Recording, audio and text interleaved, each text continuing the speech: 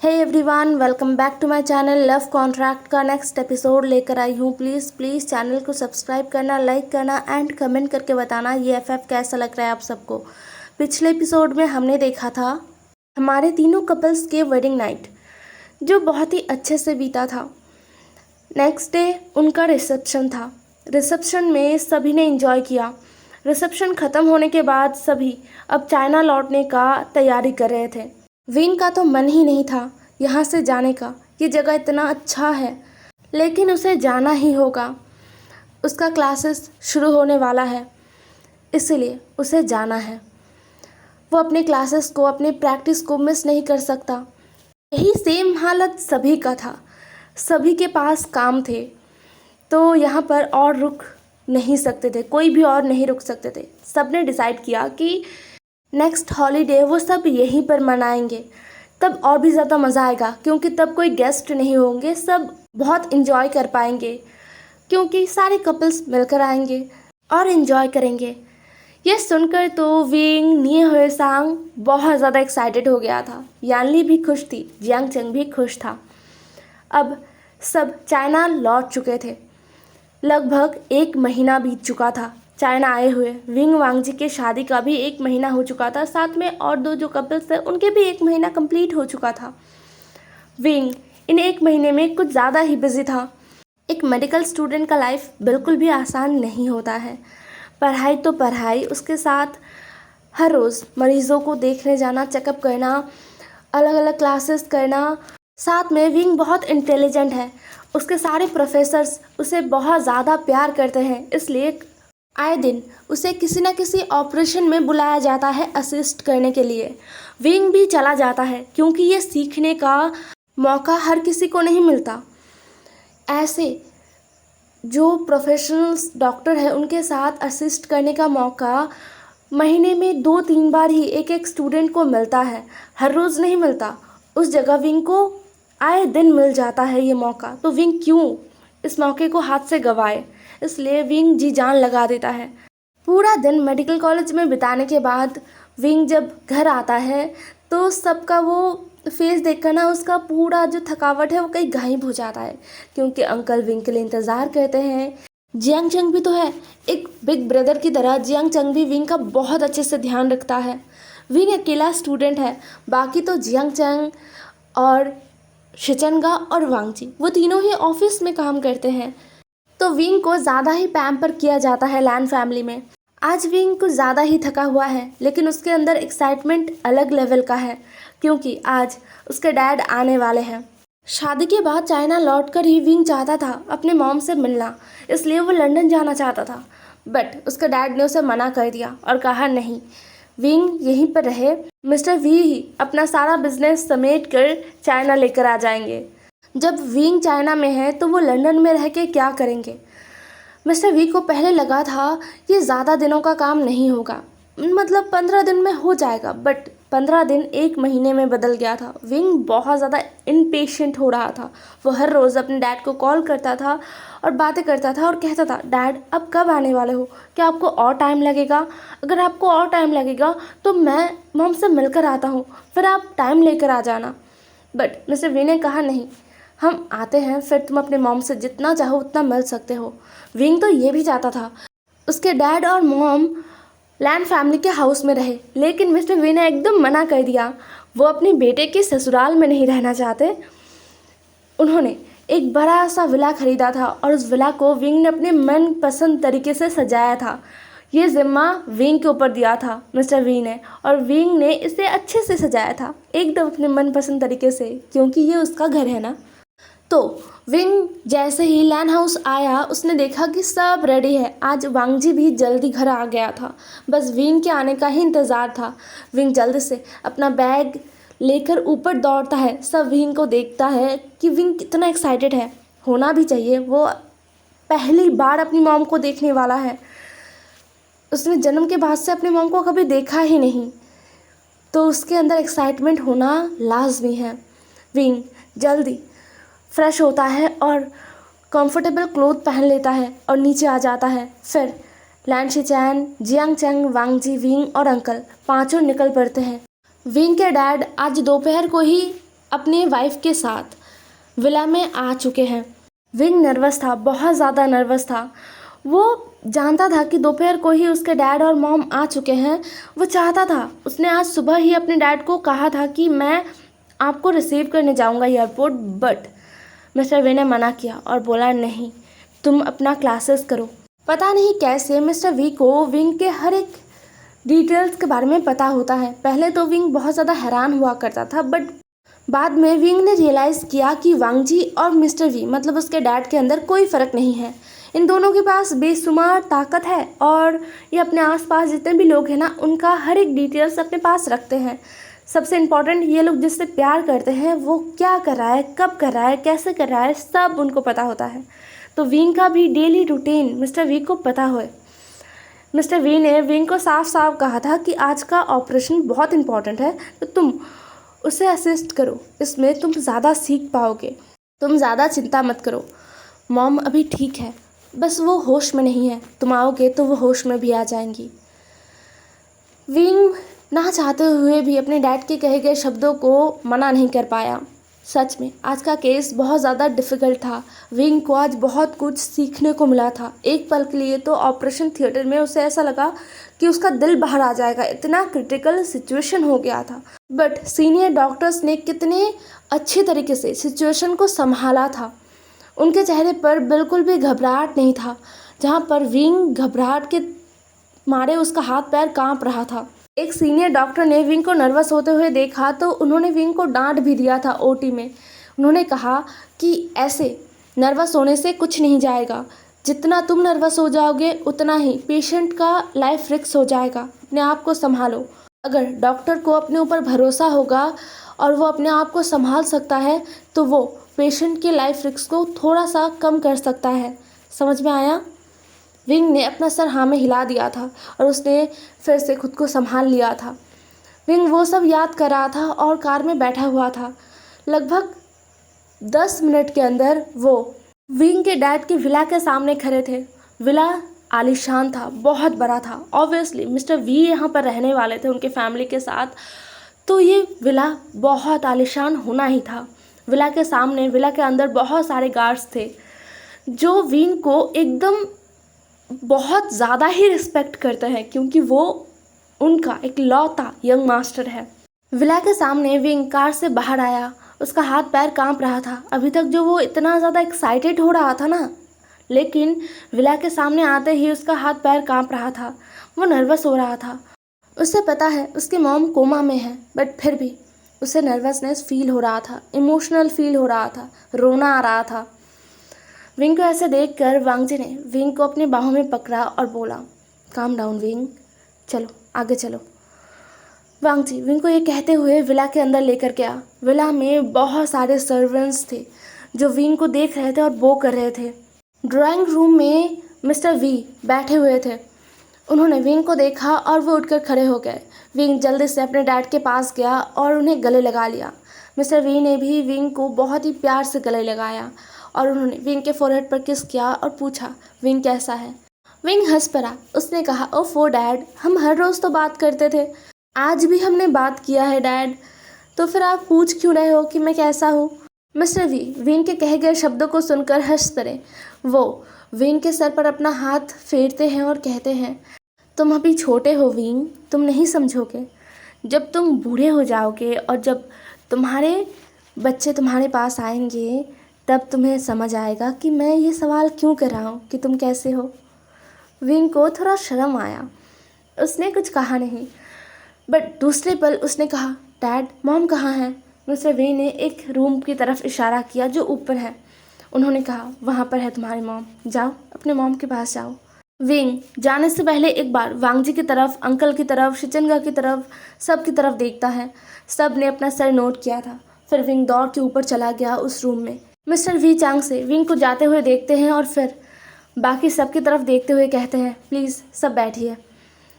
मुझे लगता है अभी विंग को अकेला रहना चाहिए अपनी मॉम के साथ। उन्हें कुछ देर अकेला छोड़ते हैं। ये कहते हुए मिस्टर वी कुछ सर्वेंट्स को इशारा करते हैं तो सर्वेंट्स बहुत सारे स्नैक्स, बहुत कुछ ला के ना उनके सामने रख देते हैं। सब ये समझ सकते हैं कि मिस्टर वी चाहते हैं कि कुछ देर विंग अपने मॉम के साथ अकेला टाइम स्पेंड करे, इसलिए सब ने खुशी खुशी सोफे पर बैठना सही समझा। सब बैठ गए। जियांग चंग आसपास देख रहा था। मिस्टर वी ने कहा, जियांग चंग, तुम विला को देखना चाहते हो? जियांग चंग ने अपना सर नोट किया। सच में विंग कॉलेज के ख़त्म होने के बाद विला में आता था और सब कुछ रेडी करके फिर नाइट को घर जाया करता था। जियांग चंग ऑफिस से आने के बाद बहुत ही थक जाया करता है। उसे ऐसा फील ही नहीं होता कि ऑफिस से आने के बाद वो घर से बाहर निकले, क्योंकि वो अपने डैड के ऑफिस को भी संभाल रहा है। इसलिए इस विला में वो विंग के साथ पहले कभी नहीं आया था। हालांकि विंग ने 2-3 बार जियांग चंग से कहा था, लेकिन जियांग चंग ने मना कर दिया था। जियांग चंग ने विंग को कहा था कि जब अंकल आंटी आएंगे तब जियांग चंग आएगा और तब वो विला को भी देखेगा। तो अभी वो विला को देख रहा था। मिस्टर वी ने जियांग चंग से कहा, जियांग चंग, उठो और विला को देखो अच्छे से। ये तुम्हारा भी घर है, ठीक है? यहाँ पर बिल्कुल भी शर्माना मत। जियांग चंग के साथ लैन शिचान भी उठ गए। उन्होंने कहा, अंकल, मैं भी घर को देखना चाहता हूँ। मिस्टर वी ने अपना सर नोट किया। तो अब जियांग चंग और लैन शिचान विला को देखने लगते हैं। ये विला लैन हाउस से कम नहीं है, लैन हाउस के जैसा ही है।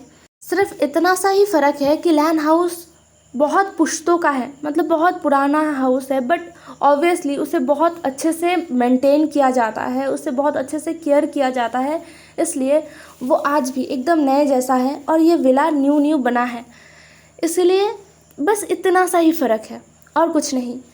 तो जियांग चंग और लैन शिचान विला को इधर उधर देखने लगते हैं, बट वांग जी, उसका नज़र बस ऊपर ही जा रहा था। वो विंग के बारे में सोचने से खुद को रोक नहीं पा रहा था। कहीं विंग रो तो नहीं रहा? ऑब्वियसली वो रो रहा होगा। अगर वो ज़्यादा रो रहा होगा तो उसे संभालने के लिए वांग जी को वहाँ जाना चाहिए। वांग जी अपने मन में ही कह रहा था, हाँ उसे जाना चाहिए, लेकिन दूसरे ही पल उसका मन दूसरा बात कह रहा था कि नहीं, विंग के साथ विंग की मॉम को थोड़ा स्पेशल टाइम देना चाहिए। मतलब विंग को अपने मॉम के साथ थोड़ा सा अकेला छोड़ना चाहिए, चाहे उसकी मॉम रिस्पॉन्स करे या ना करे, फिर भी। यही सब वांग जी सोच रहा था। दूसरी तरफ अंकल, कुरैन और मिस्टर वी एक दूसरे के साथ बातें कर रहे थे। उनका टॉपिक एकदम ही अलग था। वो पुराने दिनों की बातें कर रहे थे और हंस रहे थे। दूसरी तरफ विंग, जो दौड़ के उस रूम के अंदर चला गया था जिस रूम में उसकी मॉम को लिटाया गया था, उस रूम में कोई भी नहीं था। हाँ, उसके मॉम के साथ बहुत सारे नर्स और डॉक्टर्स हैं, बट अभी वो नहीं है। विंग के आने के बाद ही वो रूम से निकल गए थे। विंग ने बहुत शिद्दत से ये रूम डेकोर किया था अपने मॉम डैड के लिए। हाँ, यहाँ पर कुछ खाली स्पेसेस है जहाँ पर वो अपने मॉम डैड के पिक्चर्स को लगाने वाला था, जो उसके पास फ़िलहाल नहीं है। उसके अलावा इस रूम को अपनी मॉम डैड के लिए विंग ने बहुत अच्छे से सजाया था। रूम के बीचों बीच एक राउंड शेप बेड था, जिसके बीच में एक ओमेगा लेटी हुई थी। उम्र का छाप उस ओमेगा पे पड़ा था, लेकिन उसकी सुंदरता कहीं भी कम नहीं हुई थी, कहीं भी नहीं। वो ओमेगा सो रही थी, ऐसा लग रहा था जैसे कि वो बहुत शांति से सो रही है। विंग की आंखों में आंसू बह गए। वो अपने आंसुओं को कंट्रोल नहीं कर पाया। विंग धीरे धीरे कदमों को बढ़ाते हुए अपनी मॉम की तरफ जाने लगा। जितना वो अपनी मॉम की तरफ आगे बढ़ रहा था ना, उसे एक अजीब सा ही स्मेल आ रहा था, जो बहुत सुंदर है, बहुत सुंदर है, एकदम एक वार्म हग की तरह। एक मॉम वाला जो स्मेल होता है ना, जो खुशबू होता है, वो आ रहा था। पता नहीं क्यों विंग जितना अपने मॉम के पास जा रहा था, उतना ही ज़ोर ज़ोर से उसका हाथ पैर काँप रहा था। इसीलिए वो धीरे धीरे चल रहा था। धीरे धीरे चलते हुए विंग अपने मॉम के पास गया और उनके सर के पास बैठ गया। अपने कांपते हुए हाथों से उसने अपने मॉम के फेस को टच किया। उसे इतना सुकून मिला, इतना अपनापन महसूस हुआ कि वो क्या कहे। वो अपने मॉम के फेस को बार बार सहला रहा था। फिर वो झुका और अपने मॉम के फॉरहेड पर किस किया और कहा, मॉम, मॉम, क्या आप सुन सकती हो? प्लीज़ मॉम, क्या आप मुझे सुन सकती हो? आप ऐसे कैसे सो सकते हो मॉम? कितने साल हो गए ना, मैंने तो आपको देखा भी नहीं था। मैं अब आपको देख रहा हूँ, लेकिन आप मुझे फिर भी नहीं देख रहे। मैं आ गया हूँ ना। आई नो मॉम, मुझे थोड़ा रिस्पॉन्सिबल होना चाहिए था। मैं आपका रिस्पॉन्सिबल बेटा नहीं हूँ, बिल्कुल भी नहीं। मैं बहुत केयरलेस हूँ। मैं कैसे खो सकता हूँ आपसे? आप मुझसे नाराज़ हो ना mom? I am sorry, I am really sorry mom. ये कहते हुए विंग अपने मॉम को हग करके लेट गया। वह अपने मॉम के चेस्ट के ऊपर अपना सर रख देता है और अपने मॉम को कस कर हग कर लेता है और सुनने लगता है अपनी मॉम की हार्ट बीट को। लगभग ऐसे ही 1 घंटे तक विंग अपनी मॉम के पास था। उनसे ढेर सारा बातें किया, बहुत सारी शिकायतें किया, उसे कैसे टॉर्चर किया जाता था, कैसे लोग उसे बुली करते थे, सारी शिकायतें उसने अपनी मॉम के सामने कर दिया। अब उसे थोड़ा सा रिलीफ महसूस हो रहा था। दूसरी तरफ वांग जी जो कमरे के बाहर खड़ा था, आज विंग के साथ विंग के मॉम को देखकर उसे अपनी मॉम की याद आ रही थी बहुत बुरी तरीके से।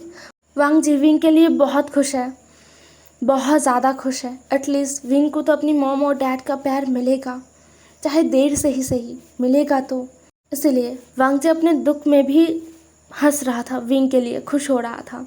फिर एक एक करके सारे लोग आए। शिचनगा, जियांग चंग, वांग जी, अंकल, मिस्टर वी सब उस कमरे के अंदर आए। सब एक बार विंग की मॉम को देखना चाहते थे, इसलिए उस कमरे में आए थे। लेकिन उस कमरे का नज़ारा एकदम बहुत दुखद था। सब इमोशनल हो गए थे क्योंकि विंग बच्चों की तरह अपनी मॉम को हग करके सो रहा था। वो सो गया था अपनी मॉम से बातें करते करते, शिकायत करते करते वो बस सो गया था अपनी मॉम की बाहों में। इसलिए किसी ने भी डिस्टर्ब नहीं किया विंग को। वांग जी भी चाहता है कि अभी विंग अपने पेरेंट्स के साथ रहे, क्योंकि बचपन से लेकर वो कभी भी अपने पेरेंट्स का प्यार महसूस किया ही नहीं उसने। तो वो बहुत शिद्दत से चाहता है कि विंग अभी अपने पेरेंट्स के साथ रहे। इसलिए वांग जी भी विंग को डिस्टर्ब नहीं करता। वांग जी जहाँ इतना जलस पर्सन है कि वो विंग के साथ किसी को भी ज़्यादा टाइम स्पेंड करना पसंद नहीं करता। मतलब विंग किसी के साथ भी उससे ज़्यादा टाइम स्पेंड करे, ये वांग जी को बर्दाश्त होता ही नहीं है। वही आज विंग को यहाँ अपनी मॉम के पास रहने देना चाहता है। बाकी का लैन फैमिली डिनर कंप्लीट करके घर चले गए थे, मतलब लैन हाउस चले गए थे। लैन, शिचान, जियांग चंग और अंकल। वांग जी रह गया था। हाँ, वो विंग को अपने मॉम डैड के साथ टाइम स्पेंड करना देना चाहता है, बट विंग से वो खुद नहीं दूर रहना चाहता, इसलिए वो रह गया था ससुराल में। डिनर के बाद विंग के लिए जो मास्टर बेडरूम रेडी किया गया था उसमें वांग जी चला गया था। हाँ, इस विला का जो मास्टर बेडरूम है वो विंग का है। मिस्टर वी ने एकदम साफ साफ कह दिया था। विंग तो चाहता था उस बेडरूम को उसके मॉम डैड के लिए रेडी करना, लेकिन मिस्टर वी ने एकदम साफ साफ कहा था कि वो बेडरूम विंग का है। तो अभी विंग के उस बेडरूम में वांग जी चला गया था। ये नया जगह है, बट विंग ने सब कुछ रेडी किया था तो वांग जी को बहुत कंफर्टेबल फील हो रहा था। वो फ्रेश होके बेड पर चला गया। पता नहीं आज उसे नींद कैसे आएगा, बट उसे सोना है, इसलिए वो बस अपनी आंखों को बंद करके इमेजिन कर रहा था विंग का वो सुकून से भरा हुआ चेहरा, जहाँ पर वो अपनी मॉम की बाहों में सोया हुआ था। वो विंग को इमेजिन करते करते सो गया था। पूरा दिन थका हुआ था ना, इसलिए वो सो गया था। दूसरी तरफ मिस्टर वी अपने हाथों में खाना लेकर बेडरूम में आते हैं। अपने और अपनी वाइफ के जो बेडरूम है वहाँ पर आते हैं और फिर विंग को बुलाते हैं। विंग जो पहले तो उठना नहीं चाहता था, लेकिन अपने डैड के ज़बरदस्ती करने पर वो उठकर बैठ गया था। फिर मिस्टर वी खुद अपने हाथों से विंग को खाना खिलाते हैं। फिर जाके विंग और अपनी वाइफ को अपनी बाहों में लेकर वो सो जाते हैं। सच में उनका फैमिली कंप्लीट हो गया है, पूरी तरीके से कंप्लीट हो गया है। उनकी वाइफ बस अब ठीक हो जाए। विंग एक डॉक्टर है, उसे पता है उसकी मॉम का जो कंडीशन है वो किस टाइप का है, और वो ज़्यादा अपने आप को होप में डालना नहीं चाहता था। लेकिन कहीं ना कहीं अपनी मॉम को देखने के बाद, उनके पास रहने के बाद, उनका खुशबू महसूस करने के बाद ना, विंग का वो डॉक्टर वाला जो थॉट और पर्सनालिटी है ना, वो कहीं गायब हो गया था। वो ऐसे बिहेव कर रहा था जैसे किसी पेशेंट का घर वाला होता है ना, घर वाले जो समझते नहीं है पेशेंट का कंडीशन, वो बस डॉक्टर पर चिल्लाते हैं कि मेरे पेशेंट को ठीक कर दो। वैसे ही विंग का हालत हो गया था। वो अपने आप को समझा रहा था कि उसे पेशेंस से काम लेना होगा। वो बस अपनी मॉम को एक दिन में ठीक नहीं कर सकता। ये कोई सिनेमा या मैजिकल ड्रीम वर्ल्ड नहीं है जहाँ पर विंग अपनी मॉम के पास जाएगा, उन्हें किस करेगा और उनकी मॉम उठ जाएगी। ऐसा नहीं होगा। लेकिन विंग को खुद को संभालना होगा। इतना सब कुछ सोचने के बाद भी विंग का दिल बार बार ये चाह रहा था कि कोई मैजिक हो जाए और उसकी मॉम ठीक हो जाए। ये सब सोचते हुए विंग सो गया था अपनी मॉम डैड के बीच में। हे एवरीवन, आज का एपिसोड यहीं पर ख़त्म होता है। नेक्स्ट एपिसोड में मिलते हैं। ज़रूर बताना आज का एपिसोड कैसा लगा। Bye bye.